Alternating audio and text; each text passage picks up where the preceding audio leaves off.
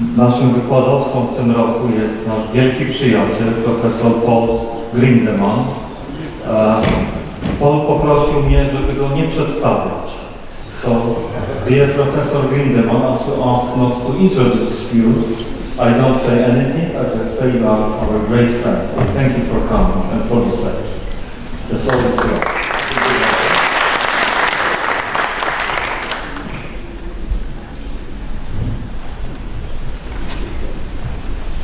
Szanowni lektorzy, profesorstwo Paula, z wielkiej przyjemności przyjechałem tu Twoje serdeczne zaproszenie do wygłoszenia wykładu inauguracyjnego na ceremonii otwarcia roku akademickiego w Gdańskim Uniwersytecie Medycznym. Dziękuję bardzo.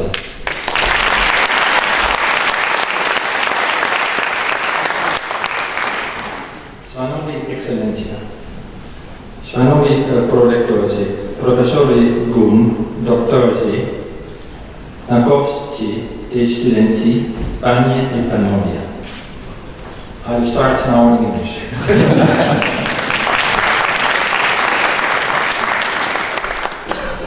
So let's have the next slide.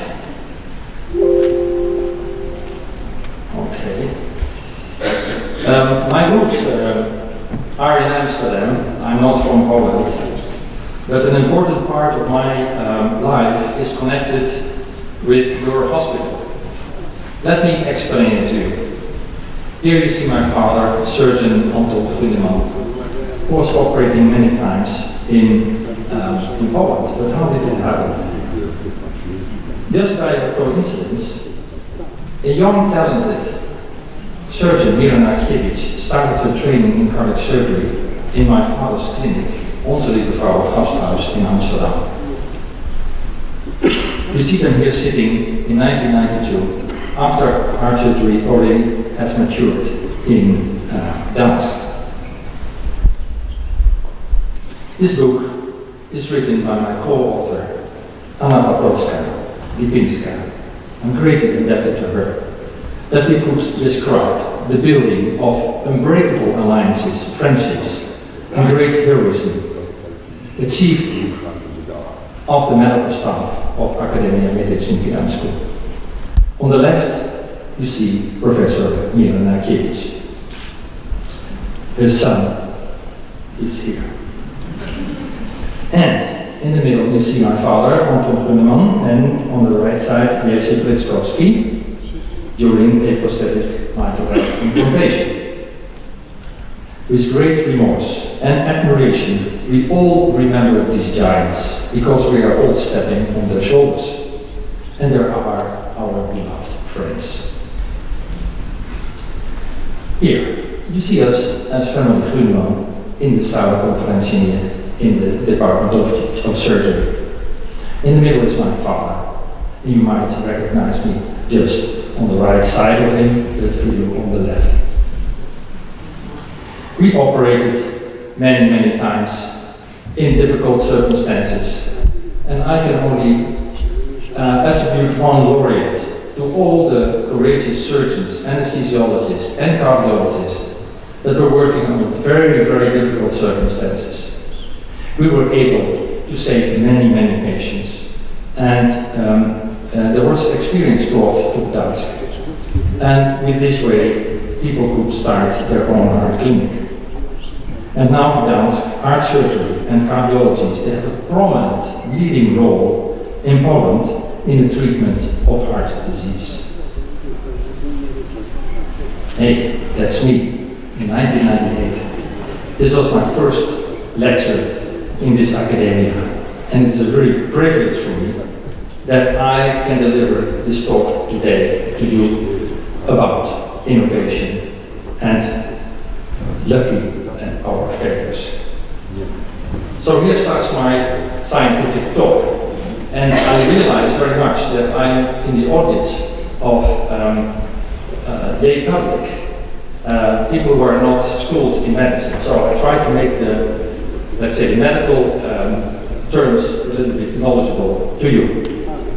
So I will talk about innovation. What is innovation? What does it bring us? We talk about UC adventure, I could say, on beating heart coronary surgery. What did we innovate in coronary surgery? I talk about automated vascular connector. That's a device, an aid, to couple two blood vessels together for heart surgery. And I talk about polymeric heart valve as a substitute for the current biological valves. Every innovation basically is balanced out between skills and science. You need skills. You need to be perfectly aware of everything that you do in your métier. And you have the science. And this flows into something that is called innovation, but we do not know actually what it is. But note that the woman is under the man and is actually supporting this procedure. There are some lucky findings in innovation, and they were made by mistake. I give you a couple of examples. A thin line between brilliant innovation and an absolute failure. You know, the penicillin was discovered by Fleming, but it was just because he didn't clean up a petri disk where the bacteria were growing. Vollberg discovered the saccharine because he didn't wash his hands and he touched with his finger his lips. He said, hey, this is sweet. Grigberg actually placed the wrong resistor in an electrical circuit, and then the pacemaker was born. But there are other attempts to make anything new. And I give you some examples of fake, of something that was lucky, and something that was completely unexpected. You will see a couple of video clips. Number 8. 1 is the loneliest number. Years before the two-headed dog, scientists wanted to figure out if a head could exist without its body. A Russian physician developed a primitive heart-lung machine that he called an autojector, which was found to be successful in keeping the severed head of a dog alive. Conducting reactive tests like banging a hammer and messing with the head, the poor pooch reacted to everything and was the talk of Europe. Well, if you see this, you will believe that you can have a head separated from a body and it will react to something, because these Russians, they faked it all. But it is nice as a try. The other example goes about something different. In this case, researchers at an Oklahoma zoo thought it would be best to take 3,000 times the amount of LSD that a normal person could handle and stick it into the rear end of a male elephant named Tusco. Tusco staggered around for a few moments and then collapsed. An hour later, Tusco was dead. This same experiment was conducted years later, where 2 elephants were given the dose in their water. They just kind of mellowed out for a few hours and were fine, leaving researchers unable to conclude what had killed Tusco. Thanks for watching. Well, this demonstrates that researchers do unethical experiments in search of innovation. I mean, you couldn't kill an elephant for that. The other example that I give now, it's about a drug that we all know, and there's something funny about it too. This is a successful, lucky discovery. And here's some other interesting facts. Minoxidil, right? You've heard about this. It's a topical hair loss product. This was originally a blood pressure drug. Now, one of the side effects or side benefits was extra hair growth. Actually, it was more head hair and body hair. Now, people like the extra head hair, but didn't like all that extra body hair. So they made it a topical solution, so it goes on primarily on your scalp and thus more scalp head hair growth. Now, also, you've heard about Viagra, correct? Now, this is a PDE5 inhibitor, and the original reason Viagra was created was for lowering blood pressure, again, and improving blood flow. Now, side benefit was erection. So 2 common problems for guys, hair loss and poor erections, and blood pressure and blood flow are both causing fat. So, poor us, poor guys. Now, what is the wrong innovation? That is a doctor that promotes cigarettes because there is a new covering cellophane around it that protects it from drying out. That's wrong. Doctors shouldn't do that. This was an advertisement about the 1950s. This is a right innovation. This is a cardiologist from Poland working in my hospital, couldn't find any clean shoes, and she took something around it to cover her feet. This is the right innovation. And this, heart-T, is as an innovation of something natural. On the left you see two embryos in the heart, and you can decide yourself who is the cardiologist and who is the cardiac surgeon. And this is what it will be in the future. They will work in the same space. William Pollard actually pointed out that we shouldn't be arrogant of success to think that we did yesterday will be sufficient to do this tomorrow.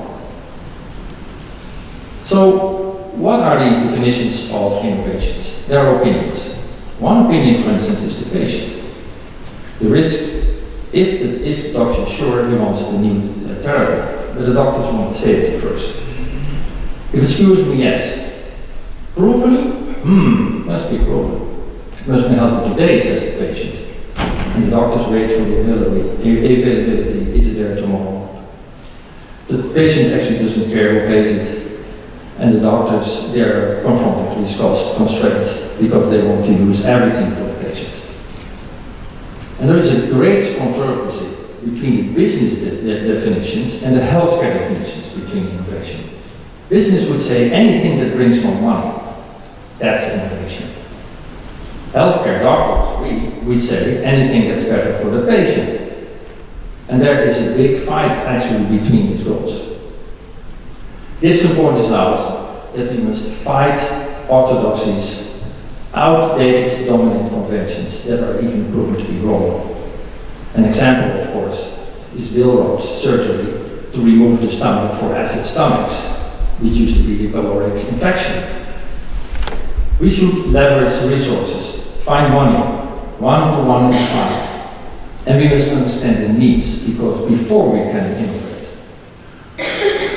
The stages of adoption process to innovations are difficult. If we look to an individual who is first exposed to innovation, he might show interest, but he must absorb it, and after some time and evaluation, he will try to use the product and then decides to use it or reject it. Adoption of innovation among people, you can depict them as innovators, early adopters, late adopters, and legates who will never do it. And this slide shows you that the rate of adoption is an S-shaped curve. And it takes a long time before innovation is implemented in the clinic. And there are many risks. So what are the dilemmas? The first dilemma is, you must have an idea. Invent something, dummy. I'm saying this to myself sometimes. There should be a fertile ground in university. Seniors and institutional blocks must be removed in the sense that if they block innovation. Resources. Where is the wallet? Who is going to pay for it? And of course, as I pointed out, we must academic independency versus the industrial sharks.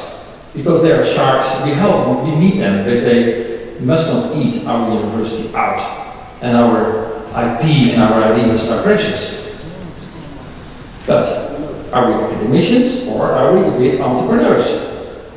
Or is it forbidden to be? Is it something that we must talk about? Should we change that?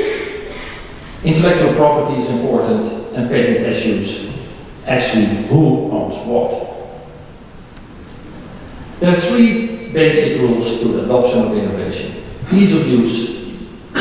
It must be teachable, and it must be validated of the old concepts. We must not implement something new that is not better than what we have.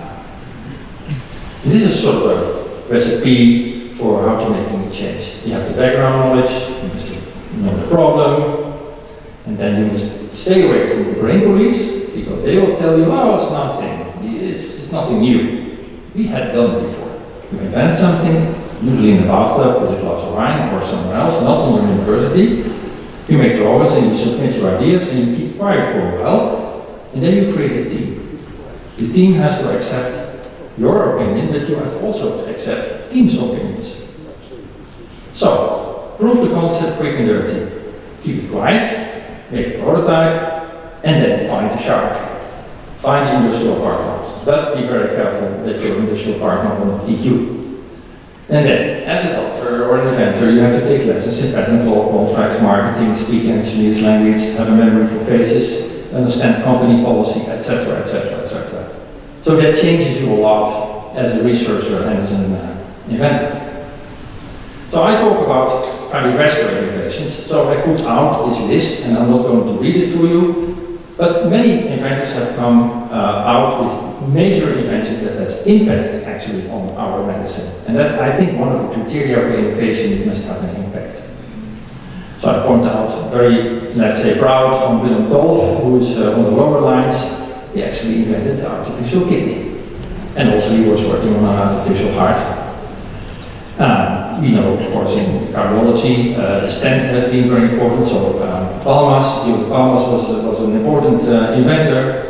And for diagnostic, we all know the Swan-Ganz catheter. Now let me take you to our invention in Utrecht. Beating heart coronary surgery without the heart lung machine, so without bronzing. Dear students, this is the problem that you are faced in the future. You have a patient with a blocked artery. An artery that is the artery of death in the heart and will kill it when it's not relieved by opening the vessel or placing a coronary bypass. You can do it with PCI, it's a percutaneous intervention by placing a stent or doing a bypass. So both procedures are good for the patient. However, there is a controversy between cardiologists and cardiac surgeons. Because the cardiac surgeon is invasive, he cracks the chest, he opens the patient, and then he repairs the heart, and the interventional cardiologist will place a stent through a minimal access in the groin by a pinhole. But this slide actually depicts what is the procedural value of this procedure. Most attractive is in the left corner, that efficacy is very high and invasiveness is actually very low. And that's where we're going to. Patient need is less invasive, but a vigorous procedure. We were thinking about that. Change invasive coronary bypass surgery by an operation to something that is less invasive. And I present you the team. You see in the middle myself and Dr. Borst on the left side, Professor Borst, my colleague Janssen on the right, and mechanical engineer Mansveld. And actually, the guy on the left here today is very important because he was the head of the department. He was not an inventor of what I'm going to talk about now, but he was fueling the project. He was allowing us to do this innovation. If you want to innovate, you must think crazy. This idea was generated by my colleague Dr. Borst by bringing a robot, like an oil rig, in the chest, walking on the heart, performing bypass surgery. You would say, is this guy completely out of his mind? So, there's the oil rig in the heart. But did it work? Of course not. We went to something more simple. We went to something like a stabilizing platform that will still the heart and let us perform coronary surgery. But we always also wanted to do it closed chest, not opening the chest, but go by small keyholes to perform the surgery. And it must be done on the beating heart instead of the arrested heart. So we started very complex, like beacons on the heart, virtual stillness. So you have a still, motionless picture on the screen, but the heart is beating. And then the robot would follow this motion of the heart. I will tell you, it was crazy. We built this device with the University of Tokyo, but will it be implemented in practice? No. What was simple? That is actually this. To gain access to the heart for surgery, usually required cracking the chest bone and attaching the patient to the heart-lung machine. This procedure involved increased risks for patients, such as organ damage, blood loss, and stroke. A team of inventors, led by Cornelius Force, focused on the development of closed chest, beating heart coronary surgery techniques. In 1994, they figured out a way to perform surgery between the ribs and called it the Utrecht octopus. This new instrument, a sewing foot with suction cups, can grab and immobilize any small area on the surface of a beating heart. Several prototypes were tested to find the best options for fixation. While the heart keeps on beating and pumping, a bypass around the coronary artery blockage can be constructed. The result is a less invasive surgery without the use of a heart-lung machine and with smaller wounds. Dedicated heart teams continue to explore the possibilities. Another U-tract invention helps the surgeon to displace the heart for optimal exposure of the backside while blood pressure is maintained. The American company Medtronic licensed the invention and brought it to market in 1997. More than 1,100,000 octopus operations have been performed worldwide. The octopus has also been adopted in developing countries all over the world. In order to perform the procedure properly, surgeons and anesthesiologists from different countries have received dedicated training at the University Medical Center in Utrecht. Numerous scientific publications have shown major advantages if arterial grafts are used exclusively. Patients have shortened hospital stays, needed less transfusions, and have less strokes. The octopus enables closed chest bypass surgery and sparks several new approaches to other minimally invasive heart surgeries. So yeah, we were so lucky to have the luck that it was adopted worldwide. And I congratulate my colleague, Professor of Surgery, Namurovsky here, that in his clinic many bypass operations on the beating heart have been performed here, and also the Department of Cardiology has to be congratulated for that. It's a great achievement for many people. Typically, frail patient has benefited of this operation, although it's controversy whether the young patient have benefit from it. So the patient still can operate safely today with the hardware machine, because the hardware machine has been improved a lot. Now the next step. The next step is actually that we wanted to go closed chest coronary surgery. So not open chest, but to avoid invasiveness. So you see a lot of prototypes here, and I tell you, I had a lot of blood noses by creating them, testing them, and see them in a vigorous way. Because I had problems. Suturing was hampered by the lack of dexterity. I couldn't move my hands enough, and that I couldn't make the bypass surgery. It took me 2 hours to complete one bypass, and that's not clinically relevant. I made many mistakes. I didn't have three-dimensional visualization, so I couldn't see any depth. I needed a stabilizer to stabilize the heart. Actually, I wanted to have an automated connector to prevent tedious suturing. I need 3D visualization and actually and imaging modalities. So you see me here in 1999. It was the second Da Vinci robot ever built in the world. It was in my institution for 4 years, and we tested a lot of procedures. I tell you, starting 8 o'clock in the morning and 9 o'clock in the evening, that felt like a failure many times. But we managed, and you see here in the lab, in protocol processes, to find out how we can construct a coronary bypass closed chest. And that was published in Scientific American Medical Course. This is an example of our experiments. So it's a little bloody, excuse for that. So you see here an endo stabilizer, we call it the starfish. We pick up the heart in the chest and we roll it around. And now we bring in, you see the coronary arteries here. They're here. You see here a vein, so a geo, and this is arterial, and this is the stabilizer. The heart is now stilled, and now we can perform with the robot the same what we do with an open chest. Any drop of blood there is a pain. And of course, if you can't complete it, you have a problem, you have to open the chest. So now we remove the stabilizer platform, and you can see clearly here the constructed bypass.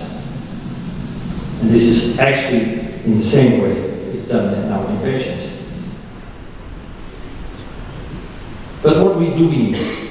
We cannot suture easily in the chest. So we need a connector, like your garden hose, like you know the garden, like click lock, very simple connector. That would be the most easy thing to have. Because if we go for big wounds to keyhole surgery, we try to avoid this type of scars. Well, it's not like that every patient looks like that after our surgery, I promise you. If you like it to have something like that, that would be better. And actually, We would like to be a little bit like the cardiologist. Press a button, and then the connection between two vessels is done. But that's utopia, of course. May I remind you that already Carrel in 1910 performed coronary surgery on a dog, and he failed. And he said, perhaps this can be done using a lateral implantation with the Paris cannula. So we are not doing anything new? No. But we wanted to change actually from the left side, which is the grafting procedure. It looks complicated, and it is, to something on the right, which is like an engineering solution. But blood vessels are not very easy. And here's the invention of my friend and colleague Willem Suiter and his brother. There is a sort of a stapling device, a stent, which you place in between two vessels, as you can see here. So this is the bypass, this is the coronary artery, the blockage is here, and the blood flow will flow in this direction. It's a great invention, and we are going to go preclinical. Here you see the opening, and this is actually how the blood vessels are connected. This is the donor vessel, where the blood flow comes from the aorta, and this goes to the LED, the main vessel on the heart. And this is the connector you see is nicely covered with tissue, which gives an idea that you can bring this to the patient. Unfortunately, this video doesn't run, but this is a closed chest procedure using the Da Vinci robot, as you have seen just before. Now, this is a procedure done by St. in Chicago. This is another stapling device, so this is totally closed chest. The patient has just a couple of pins in his chest and a camera, and now the connector is connecting the blood vessel, which is here. The blood will run from here and will then be connected to the heart. The blood vessel in the heart is below here, you will see it in a second. And then the stapling device is being removed. This looks quite simple, but it is not. And here you see the blood vessel being connected. And this is the way it's done daily in Chicago. So this was just an example of how we can innovate coronary surgery. I give you as last part innovation on heart valves. We're currently thinking that the biological heart valves are not good enough for the patient. So we need something different. This is a new procedure for cardiac surgeons. And it's also a new procedure for cardiologists, because now you can place a heart valve over a catheter. You do not remove the old heart valve, but you press it aside, and then you deploy the valve in the aortic position. That's a very nice procedure, patient-friendly, and the patient can be home after a couple of days. And that brings us again to this point, that the cardiologists and the cardiac surgeons, they have to work now in the same space. They're confined to each other. It's inevitable, because without cardiology, cardiac surgery cannot exist any way around.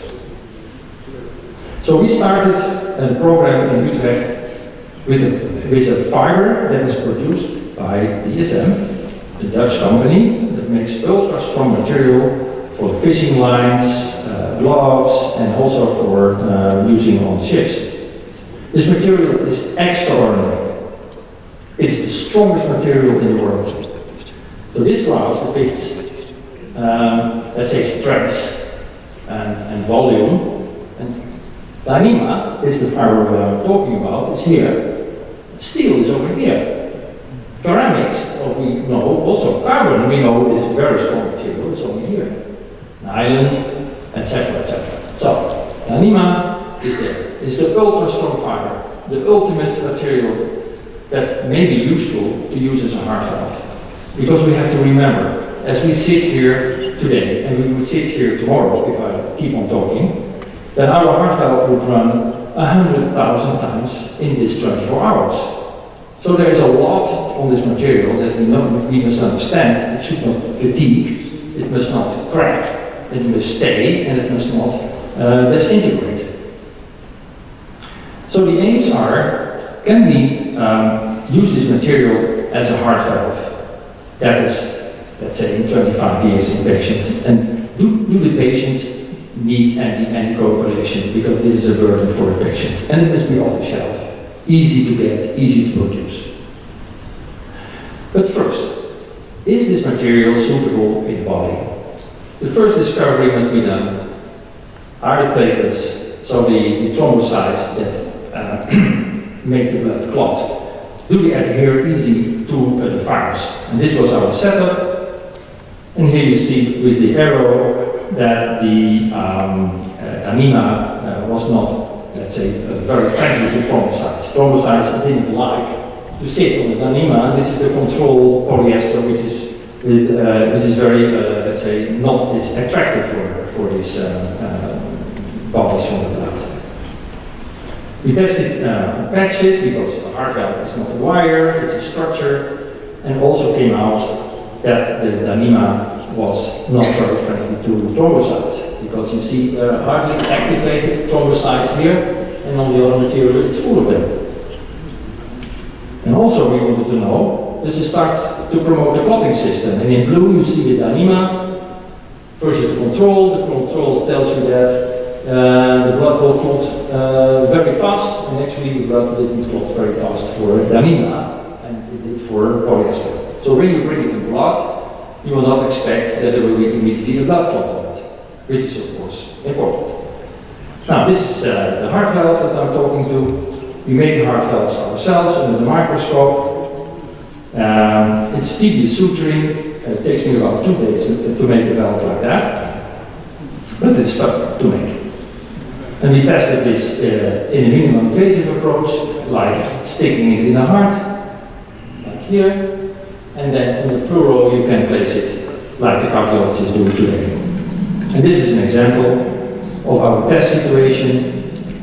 You see the heart valve being tested in mock suit, and it's important that we did at least 6 million cycles before we went into our animal study. The animal study sized about, I think, 18 animals, and we had follow-up times of 1 week, 3 months, 3 months, and 6 months, and that's important because you wanted to see whether any tissue would grow on this valve, and would the valve be functional after that. So this is our operation. This is a mini operation. We open the lung artery, we place the valve in. Of course, this poor patient sheet is on the heart lung machine, and we can do this on a beating heart. This is our valve. And we were very enthusiastic about the Mooie motion. beweging dan hier. Kijk eens even het linker flippeltje. Het gaat helemaal plat tegen die wand aan. You Helemaal see weg. that the valve That's actually good. nicely, like a priest, brings the two hands together, and that's the valve process. The valve is really, let's say, very floppy, that's what we want. And this tells you that there is not leaking any blood back to the wrong direction. And after 3 months, heart valve moves nicely. This is actually after 1 week when we take one out. You don't see too much. You see some red valve, but you don't see any clots there. And that's something that we really want. And the leaflets are uncovered. There's still not any tissue on any here, maybe a little bit over here, but that's really not something of importance. Well, after 1 month, we took a valve out, and now we already see that some tissue is adhered here and over there, but still the ribs are clean. There's some tissue there, but in the corner starts to be there. So the body starts to encapsulate the heart valve, because it's a foreign body. And histology shows you that the leaflet now starts to build tissue, something, but not serious. But believe me, you can't see it, but after 4 weeks there is already a coverage, which is known as endothelium. These are the cells that are most close to blood, and they protect any device from clotting. There are endothelial cells there, over here. So we were pretty confident that we could use this heart valve without anticoagulation. This is after 3 months. And now the valve is nicely covered with tissue. And this is all own body tissue. The leaflet here starts to be covered. And after 6 months, when we take the valve out, we see processes, unwanted processes. This is sort of a failure, you could say. You see this? This is something that we call an aggregation. We thought it was an infection. But actually, we do not know what it is. Probably it's more related to sheep, and we don't see this. We do see this in patients as well. But this is a process that we actually do not like. But the valve is nicely overgrown and still quite functional. And the leaflets now is completely covered. What is important, of course, is that, I skip this slide, is that there's no more growth after a certain time, because if the valve completely is full of tissue, it will not move. And here you see that there is, after 1 week, is the number of tissue, it flattens out over time. And one of the challenges of biological valves is that they calcify after some time. So one of the things that we see here is that this is a control, and here we see the heart valve leaflets. Now we turn down all the radiation. I'm happy that Professor Surovska is here, so she can correct me if I do say it wrong here. But it looks like that we have only one calcification here on the suture line, like that. So the leaflets were quite clear of calcification. And this is full screen, I can bother with you, but we did also composite staining, and that is a specific staining to see whether we have microcalcifications. Now, in this process, which I just pointed out to not be a nice process, this calcifies completely, but along the fibers we don't see any too much of calcifications, which is what we want. But if we look very closely, some spots, we see here some calcium. These are the fibers, and this is the tissue that's growing better. So the summary of the dynamic at 6 months is we have an intact valve, there's mild overgrowth, there's minor calcification, and there were no oral anticoagulation needed in worst case pulmonary model, but only with aspirin. But the valve is not yet perfect. We should improve because we see some process that we do not like too much. So now we go in the heart on a different side. We implant the valve now between the left basal and the left chamber. So this is the mitral valve position, and it depicts the operation here. You see here we open the left atrial appendix, we close it there, and here you see the heart valve being positioned in the heart. And we do this also on the beating empty heart. And this is after exposure. You see the valve from the lower side, from the atrial side, nicely anatomically, and this is from the ventricular side.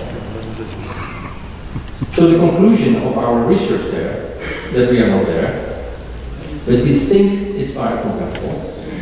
We think it has a potential to replace the biological valves. And we must prove that it will work also in aortic and mitral position. The pericardium, which is composing the biological valve, is still the gold standard for this minimally invasive heart valve replacement. These are my colleagues, which I greatly acknowledge for all the work that have done within this project. 1 second about cardiac regenerative therapy. In my institution, Professor Chamillot is working on different studies. Stem cells are strange creatures, you can say. We expected a lot from them, but actually they didn't bring us what we expected. There's only about 10% of improvement of heart function, so set by ejection fraction, by using stem cells. But all these studies performed in my hospital in collaboration with international hospitals and other consortia hope to, let's say, to elucidate what can be the role of the stem cell in cardiac repair, and also what is the role of exosomes, that is a production part of the cell that goes out of the cell, and that makes also tissue grow. Let's hope these clinical studies will be reveal what is the role of stem cells, and possibly also in collaboration with Gdańsk Medical University, there can be some studies performed in the future. So again, back to innovation. You have seen this picture of a cardiologist and a cardiac surgeon within one space, in one heart. I think as a background from a surgeon, the knife is being replaced with something with imaging and small access. The cardiac surgeon and the interventional cardiologist are going to work together, for sure. It's the same for the neurosurgeon and the interventional radiologist. They will work together. The vascular surgeon did everything open, placed bypass grafts from the abdomen to the leg to cross the blockage in the vessel. But now you have techniques that you can go inside the vessel and you repair the vessel from inside out. And the interventional radiologist has a place there too. The GI surgeon has a place together in some diseases and some events, and the interventional radiologist is there.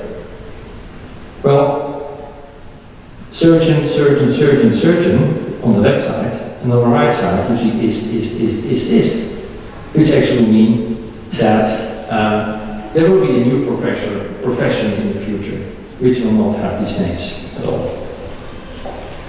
So these are a couple of my last slides.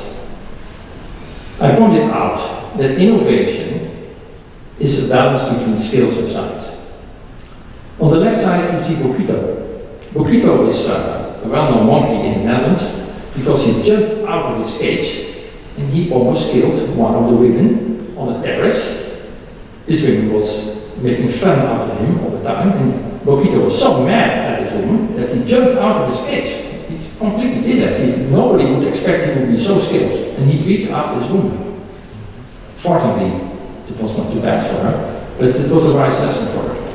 So let's say the surgeon here is the Boquito, the most skilled, right? As comparison, you have the internal medicine doctor, who is a scientist. And on the lower side, you see the well-known professor with the wild hair. We know him all from his equation. And then, well, on the right upper side, you see the Nobel Prize winners, which is Carvel, which is Favaloro, and you see others. Now the question is, for all of us, where are we? In which part are we? Are we on the left lower side? No, you don't want that. You want to be on the right upper side. So the question mark is, how do we get there? How can we create value for the university and create value for the patients? That's the following. The following is this. I think this is the best initiative of this university over years. That is the Innovation Center. And I think that we all have to thank Professor Nakiewicz and all of his colleagues who took these initiatives to make it work. A translational medicine lab for large and small animals, an imaging center, and a transfer office. There will be many people working in this environment, and I think the leadership by Professor Fulhama and his colleagues, the prorectors, that they support this initiative is really, really, really important for the future. Because I can conclude, innovation is not easy. We have obstacles, but you should not be too deterred to continue. When you're in your lab at 9 o'clock in the evening and you have a headache, there will be a next day that will be a fresh, idea. Innovation is typically the cornerstone of patient care, research and education. And students, you're here. It's your future. Bardzo dziękuję.